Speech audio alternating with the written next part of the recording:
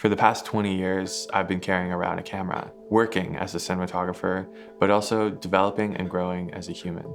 I started at the young age of 13, and at that time, I had the chance to take my mom's camera and learn what it was like to move around and see the world through a lens. It was heavily based in curiosity, and I would say that curiosity is a huge part of my approach, even 20 years later.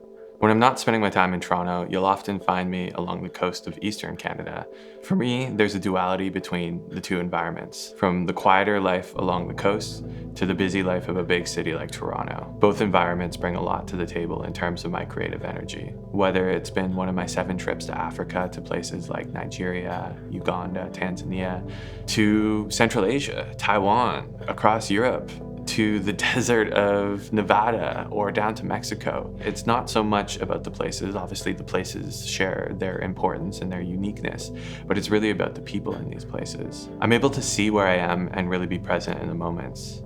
So whether that's an awareness of actors moving in front of the camera, or perhaps it's an awareness of real people, documentary style, moving around, living their lives. The way I capture and the way I see things is really people-orientated. Projects don't come together because of one person. They come together because of a group of people. And I think that's what's so important for me, is finding those collaborators, finding those people that bring an energy to a production that feels like there's a level of ease and a level of ownership where everybody's excited to create and to contribute. I started when I was 13 and I'm in my early 30s now. So it's really cool to see that progression because it shows up incrementally in my work. They're like chapter markers of where I was at that period of time. When I look back at a project that I did in my early 20s compared to a project that I did recently last year, like there's a world of difference, but there's the same through line. And that through line is there's been a camera in my hand this entire time. And I've just been showing up and being present in these moments, whether it's on a studio set or whether it's a documentary situation in a really high risk area. I'm the same person either way. Everything compounds. And as I grow as a filmmaker, I grow as a human being.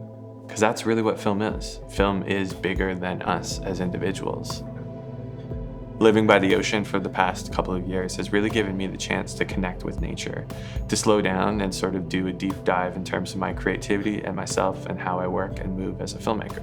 And the impact that's had on my creative journey has been extensive. It'll be things that are rooted with me, concepts, themes, ideas that'll help move me forward as a filmmaker, as a creative. One of the projects I'm launching is called Searching for Soul, a documentary series about the things that make us human. If that speaks to you, follow along through my newsletter, Field Notes.